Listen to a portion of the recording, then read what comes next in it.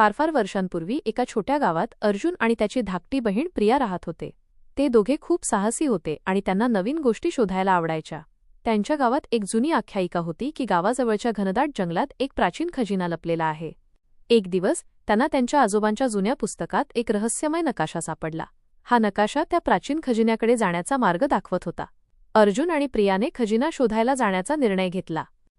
प्रवासाला निघण्यापूर्वी त्यांनी आपल्यासोबत काही आवश्यक वस्तू घेतल्या: पाणी, थोडे खाऊ, एक दोरी आणि एक जुनी होकायंत्र.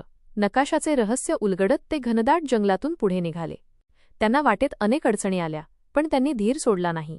एका ठिकाणी त्यांना एक मोठी नदी ओलांडावी लागली, तर दुसऱ्या ठिकाणी त्यांना उंच खडकांवरून चढावे लागले. खाशा शोधात त्यांना एक जुनाट बोगदा दिसला, जो नकाशात दर्शविलेल्या एक्स खुणेजवळ होता.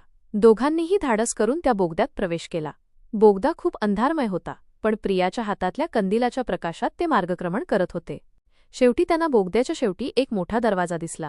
तो उघडल्यावर त्यांना आतमध्ये एक मोठा खजिना दिसला, ज्यामध्ये सोने, चांदी आणि अनेक मौल्यवान रत्ने होती. त्यांना खूप आनंद झाला.